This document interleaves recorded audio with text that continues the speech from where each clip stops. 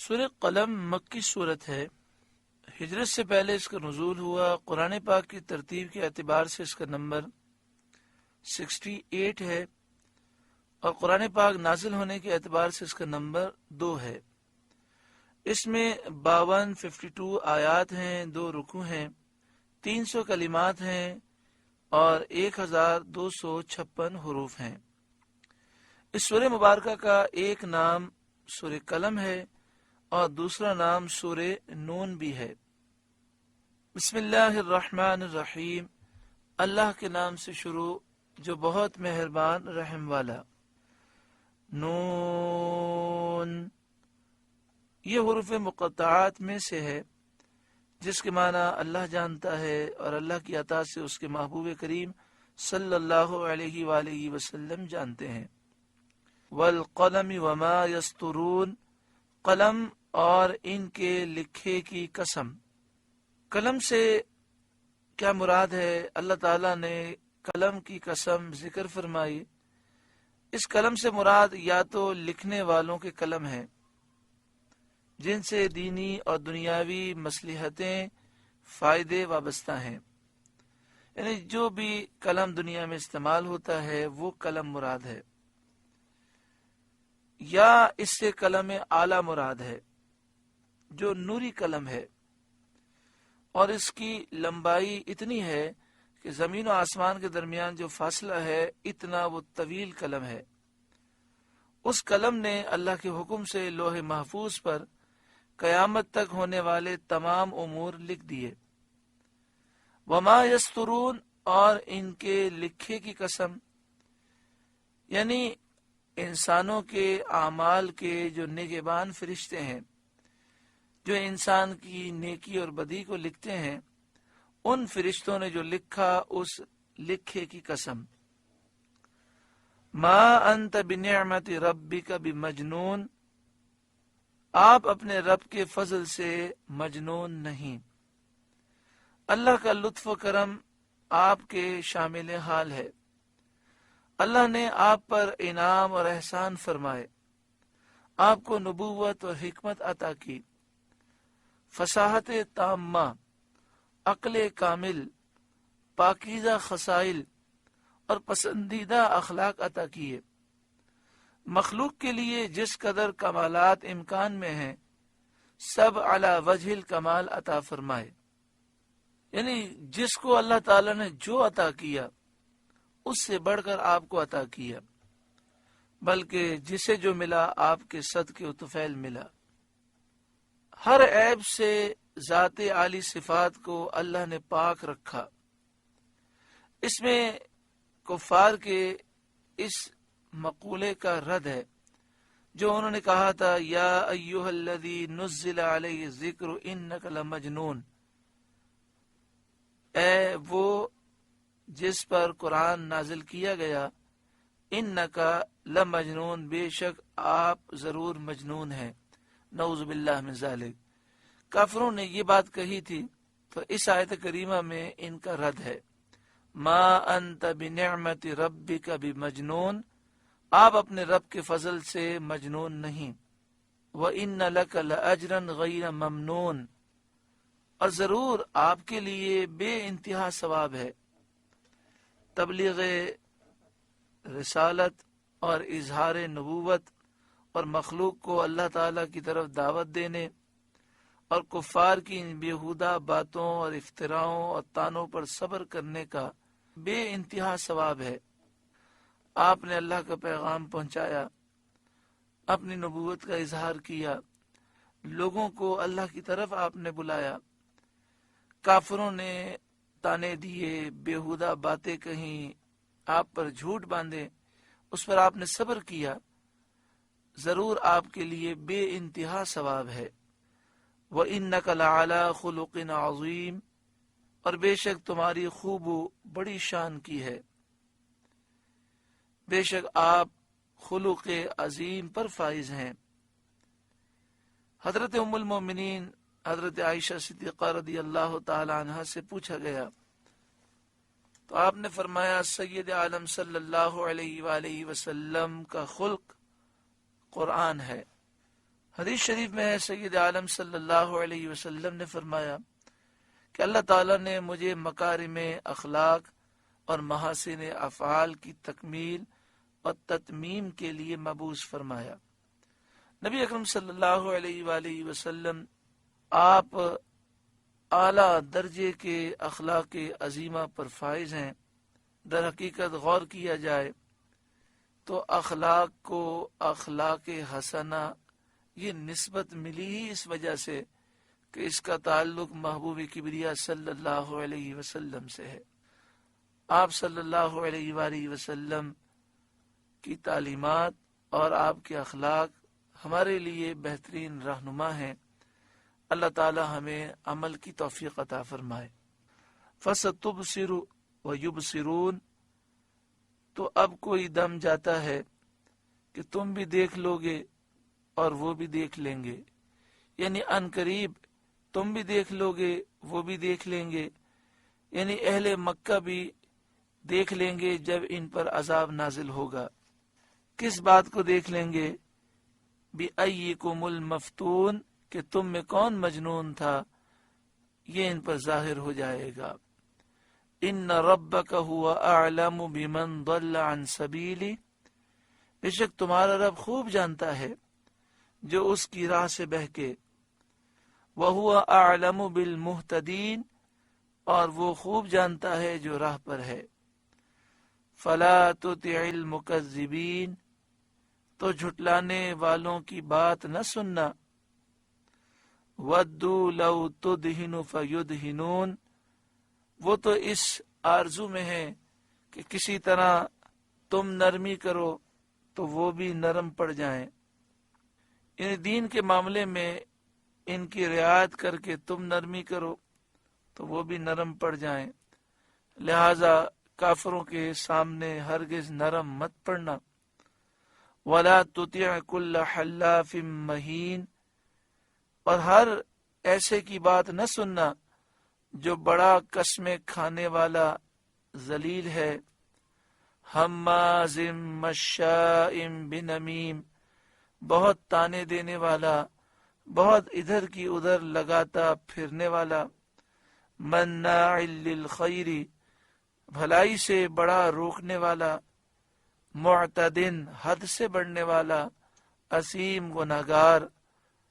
عتل بعد ذلک زنیم، درش خو، اس پر ترا یہ کہ اس کی اصل میں خطا ہے۔ وَلَا تُطِعْ كُلَّ حَلَّافٍ مَّهِينٍ، ہر ایسے کی بات نہ سننا جو بڑا قسمیں کھانے والا ذلیل ہے۔ حلاف، بہت زیادہ قسمیں کھانے والا، کہ جھوٹی اور باطل باتوں پر قسمیں کھانے میں دلیر ہے۔ مراد اس سے ولید بن مغیرہ ہے، یا اسود بن یغوث ہے، یا اخنس بن شریق ہے۔ مشہور قول یہ ہے کہ یہاں مراد ولید بن مغیرہ ہے۔ تو اس کی ایک برائی بیان کی گئی، حلاف، بہت زیادہ جھوٹی قسمیں کھانے والا ہے۔ مہین، ذلیل ہے۔ مہین کا ایک ترجمہ کمینہ بھی ہوتا ہے۔ حماز، بہت تانے دینے والا۔ مشاء بنمیم، بہت ادھر کی ادھر لگاتا پھرنے والا، تاکہ لوگوں کے درمیان فساد ڈالے، ادھر کی بات ادھر پہنچانا، ادھر کی بات ادھر پہنچانا، اور آپس میں نفرتیں پیدا کرنا، یہ اس کا کام ہے، چغل خور ہے۔ مناع للخیر، بھلائی سے بڑا روکنے والا۔ کنجوس، نہ خود خرچ کرے نہ دوسرے کو نیک کاموں میں خرچ کرنے دے۔ حضرت عبداللہ بن عباس رضی اللہ تعالی عنہما نے فرمایا کہ اس کا معنی یہ ہے کہ بھلائی سے روکنے سے مقصود اسلام سے روکنا ہے، کیونکہ ولید بن مغیرہ اپنے بیٹوں اور رشتہ داروں سے کہتا تھا کہ اگر تم میں سے کوئی اسلام میں داخل ہوا تو میں اسے اپنے مال میں سے کچھ نہ دوں گا۔ معتدن، حد سے بڑھنے والا۔ اثیم، گنہگار، فاجر، بدکار۔ عتل بعد ذلک زنیم، عتل درش خو، یعنی بد مزاج، بد زبان، بدتمیز.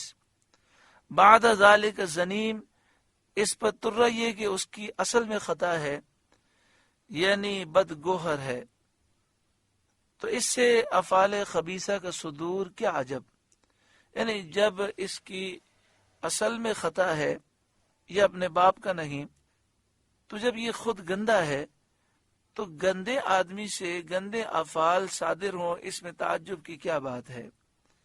مروی ہے کہ جب یہ آیت نازل ہوئی تو ولید بن مغیرہ نے اپنی ماں سے جا کر کہا، محمد صلی اللہ علیہ وآلہ وسلم نے میرے بارے میں 10 باتیں فرمائی ہیں، 9 باتوں کو میں جانتا ہوں کہ مجھ میں موجود ہیں، لیکن 10ویں بات اصل میں خطا ہونے کی، اس کا حال مجھے نہیں معلوم. یا تو مجھے سچ سچ بتا دے ورنہ میں تیری گردن مار دوں گا. اس پر اس کی ماں نے کہا کہ تیرا باپ نامرد تھا، مجھے اندیشہ ہوا کہ وہ مر جائے گا تو اس کا مال غیر لے جائیں گے، تو میں نے ایک چرواہے کو بلا لیا، تو اس سے ہے. ولید بن مغیرہ نے نبی کریم صلی اللہ علیہ وآلہ وسلم کے بارے میں ایک جھوٹا کلمہ کہا تھا، مجنون. اللہ تعالیٰ نے اپنے محبوب کو بے عیب پیدا کیا، عیب تو کوئی تلاش کر نہیں سکتا. تو ولید بن مغیرہ نے ایک جھوٹا الزام لگایا، بے ادبی کی اور آپ کو مجنون کہا. اس کے جواب میں اللہ تعالیٰ نے اس کے 10 وہ عیوب ظاہر کیے جو واقعی اس میں موجود تھے. اس سے سید عالم صلی اللہ علیہ وسلم کی فضیلت اور شان محبوبیت معلوم ہوتی ہے، اور اس سے یہ بھی معلوم ہوتا ہے کہ جو نبی اکرم صلی اللہ علیہ وآلہ وسلم کی بے ادبی کرتا ہے وہ دنیا اور آخرت میں ذلیل و رسوا ہوتا ہے. اور یہ بھی معلوم ہوا کہ جو بے ادب گستاخ ہے اس کے عیبوں کو بیان کرنا یہ اللہ تعالیٰ کا طریقہ ہے. اور یہ بھی معلوم ہوا کہ گستاخ کے ساتھ نرم رویہ نہیں رکھنا چاہیے. کہ یہاں پر سختی سے اس کی مذمت کی گئی، آپ پھر سماعت کریں کہ کیسے کیسے اس کے عیب بیان ہوئے. حلاف، بہت زیادہ جھوٹی قسمیں کھانے والا، مہین، ذلیل. حماز، بہت تانے دینے والا. مشائم بن نمیم، بہت ادھر کی ادھر لگاتا پھرنے والا چغل خور. مناع للخیر، بھلائی سے بڑا روکنے والا. معتد، حد سے بڑھنے والا. اسیم، گناہ گار. اتل، بد زبان، بد مزاج. بعد ذالک زنیم، اس سب پر ترہ یہ کہ اس کی اصل میں خطا ہے. زنیم ویسے عربی میں ولد الزنا کو کہتے ہیں، اس بچے کو کہتے ہیں جو حرام کی پیداوار ہو. اعلی حضرت امام اہل سنت نے بعد ذالک زنیم کا ترجمہ یہ کیا، اس سب پر ترہ یہ کہ اس کی اصل میں خطا. تو آپ دیکھیں ان تمام الفاظ سے معلوم ہوا کہ جو گستاخ رسول ہے اس پر جلال کا اظہار کرنا اور سختی سے اسے جواب دینا یہ اللہ تعالیٰ کا طریقہ ہے اور یہی اللہ کو محبوب ہے. لوگ بڑے عجیب ہیں کہ جب کوئی ان کی ماں کو گالی دے دے، ان کے باپ کو گالی دے دے، ان کے بیوی بچوں کے بارے میں کچھ کہہ دے، کوئی ان کو گالی دے دے تو برداشت نہیں ہوتی گالی. لیکن جب رسول اللہ صلی اللہ علیہ وآلہ وسلم کی گستاخی کی بات آئے تو کہتے ہیں اخلاق سے بات کرو، نرمی سے بات کرو، گستاخ رسول کو کچھ بھی نہ کہو. یہ سوچ یقیناً قرآن و حدیث کے خلاف ہے. اللہ تعالی درست سوچ ہر مسلمان کو نصیب فرمائے.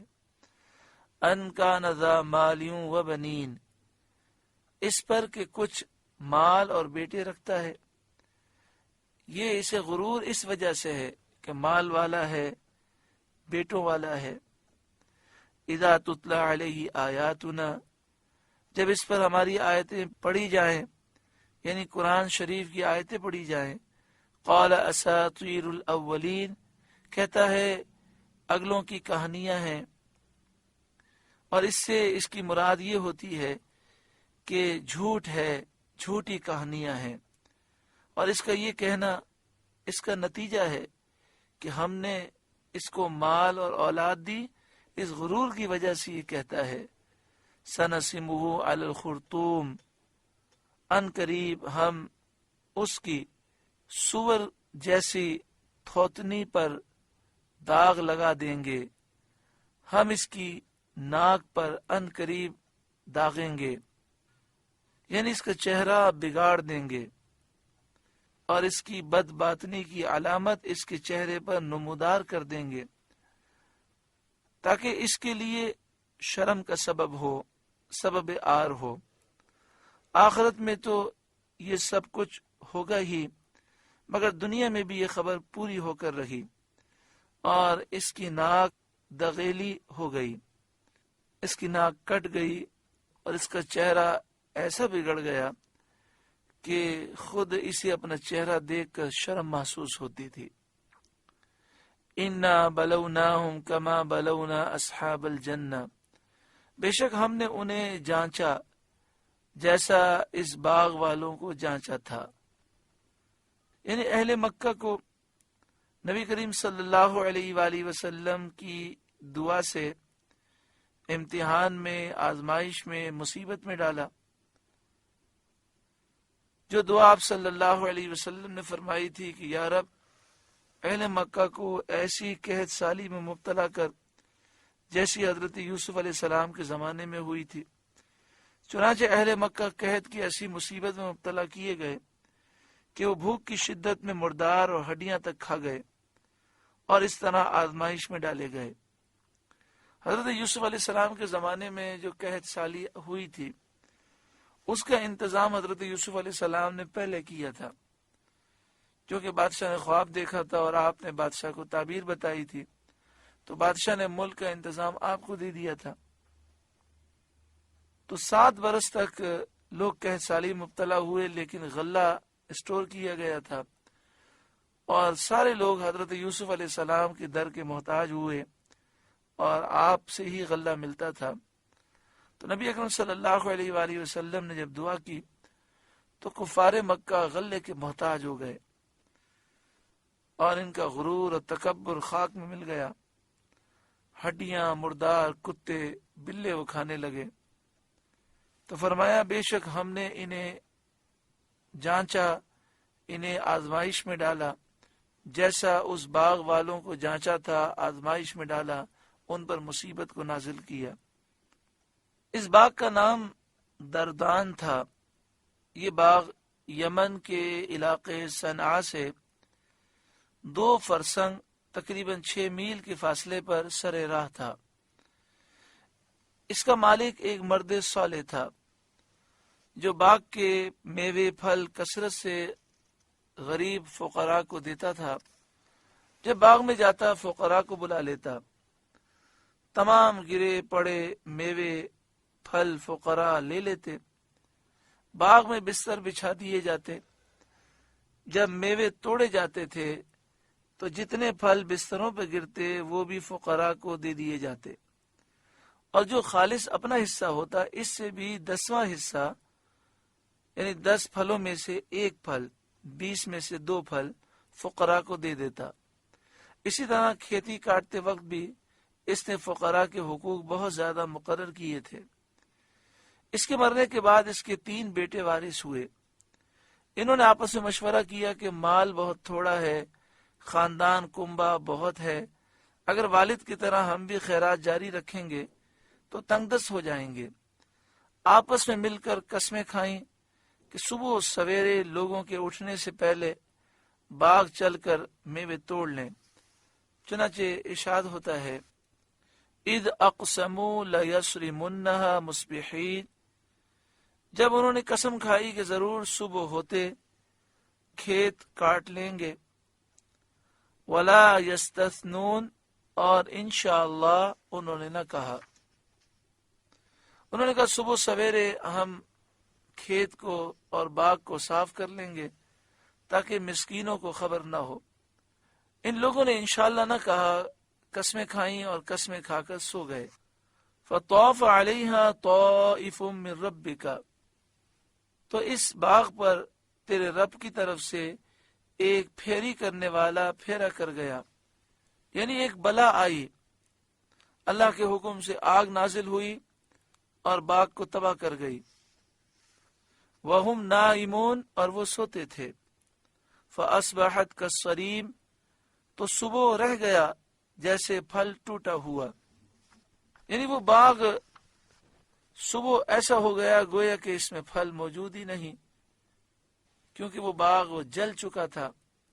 ان لوگوں کو کچھ خبر نہ تھی، یہ صبح سویرے اٹھے، فتنادوا مصبحین پھر انہوں نے صبح ہوتے آپس میں ایک دوسرے کو پکارا، ان اغدوا علی حرثکم ان کنتم صارمین کہ صبح سویرے اپنی کھیتی کو چلو اگر تمہیں کھیتی کاٹنی ہے، فانطلقوا تو وہ چلے، وہم یتخافتون اور آپس میں آہستہ آہستہ کہتے جاتے تھے، یعنی بات بھی آہستہ کر رکھے تھے کہ کوئی غریب سن نہ لے، اللہ یدخلنہ الیوم علیکم مسکین کہ ہرگز آج کوئی غریب مسکین تمہارے باغ میں آنے نہ پائے، وغدوا علی حرد قادرین اور صبح سویرے وہ چلے اپنے اس ارادے پر قدرت سمجھتے، صبح تڑکے چلے وہ یہ خیال کرتے ہوئے کہ جو ہم نے ارادہ کیا ہے اس پر ہم قادر ہیں کہ کسی مسکین کو نہ آنے دیں گے اور تمام پھل اور اناج اپنے قبضے میں لائیں گے۔ فلما رأوہا پھر جب اس باغ کو دیکھا کہ اس میں پھل میوے کا نام و نشان نہیں، قالو وہ بولے انا لضالون بے شک ہم راستہ بہک گئے، راستہ بھول گئے، یعنی کسی اور باغ پر پہنچ گئے، ہمارا باغ تو بہت میوے دار تھا، بہت پھلدار تھا۔ پھر جب غور کیا اور اس باغ کے در و دیوار کو دیکھا اور پہچانا کہ اپنا ہی باغ ہے تو بولے بل نحن محرومون بلکہ ہم بے نصیب ہوئے، اس کے منافع سے مسکینوں کو نہ دینے کی نیت کر کے، یعنی ہم نے یہ جو نیت کی کہ غریبوں کو نہیں دیں گے اس کی وجہ سے ہم بد نصیب ہو گئے۔ قال اوسطهم ان میں جو سب سے غنیمت تھا، یعنی سارے بھائیوں میں جو مناسب تھا، وہ بولا الم اقل لکم لولا تسبحون کیا میں تم سے نہیں کہتا تھا کہ تسبیح کیوں نہیں کرتے اور اس برے ارادے سے توبہ کیوں نہیں کرتے اور اللہ تعالیٰ کی نعمت کا شکر کیوں نہیں بجا لاتے۔ قالو وہ بولے سبحان ربنا پاکی ہے ہمارے رب کو، انا کننا ظالمین بے شک ہم ظالم تھے۔ فاقبل بعضهم على بعض يتلاومون اب ایک دوسرے کی طرف ملامت کرتا متوجہ ہوا، ایک دوسرے کو ملامت کرنے لگا، ایک دوسرے سے متوجہ ہو کر کلام کرنے لگا، اور آخر کار ان سب نے اعتراف کیا کہ ہم سے خطا ہوئی، ہم حد سے متجاوز ہو گئے۔ قالوا یا ویلنا انا کننا طاغین وہ بولے ہائے خرابی ہماری، بے شک ہم سرکش تھے کہ ہم نے اللہ تعالیٰ کی نعمت کا شکر نہ کیا اور باپ دادا کے اچھے طریقے کو ہم نے چھوڑ دیا۔ عسى ربنا ان يبدلنا خيرا منها امید ہے ہمیں ہمارا رب اس سے بہتر بدل دے۔ انا الى ربنا راغبون ہم اپنے رب کی طرف رغبت لاتے ہیں، اس کے عفو و کرم کی امید رکھتے ہیں۔ ان لوگوں نے صدق و اخلاص سے سچے دل سے توبہ کی تو اللہ تعالیٰ نے انہیں اس کے عوض اس سے بہتر باغ عطا فرمایا جس کا نام باغ حیوان تھا۔ اس میں کثرت پیداوار اور لطافت آب و ہوا کا یہ عالم تھا کہ اس کے انگوروں کا ایک خوشہ ایک گدھے پر بار کیا جاتا تھا، یعنی اس باغ میں انگوروں کے اتنے بڑے بڑے خوشے لگتے تھے کہ اس کے انگوروں کا ایک خوشہ ایک گدھے پر بوجھ کیا جاتا تھا، بار کیا جاتا تھا۔ اگر آج ہم بھی سچی پکی توبہ کریں اور اللہ کی راہ میں خوب مال خرچ کریں، تو اس کی برکت سے انشاءاللہ دنیا بھی سنور جائے گی اور آخرت بھی سنور جائے گی۔ کذالک العذاب، مار ایسی ہوتی ہے۔ اے کفار مکہ، ہوش میں آؤ، یہ تو دنیا کی مار ہے، یہ دنیا کا عذاب ہے۔ وَلَعَذَابُ الْآخِرَةِ اکبر، اور بے شک آخرت کی مار سب سے بڑی ہے، بے شک آخرت کا عذاب سب سے بڑا ہے۔ لَوْ كَانُوا يَعْلَمُونَ، کیا اچھا تھا اگر وہ جانتے، عذاب آخرت کو اگر وہ جانتے کیا اچھا تھا۔ اور اس سے بچنے کے لیے اللہ تعالیٰ اور رسول صلی اللہ علیہ وآلہ وسلم کی فرمانبرداری کرتے تو کیا اچھا تھا۔ اللہ تعالیٰ ہمیں آخرت کے عذاب کا خوف عطا فرمائے، سچی پکی توبہ نصیب فرمائے، اللہ اور اس کے رسول کی فرمانبرداری کی توفیق عطا فرمائے۔ سورہ قلم کا پہلا رکوع مکمل ہوا۔ اللہ تعالیٰ اس رکوع کی نصیحتوں پر ہمیں عمل کی توفیق عطا فرمائے۔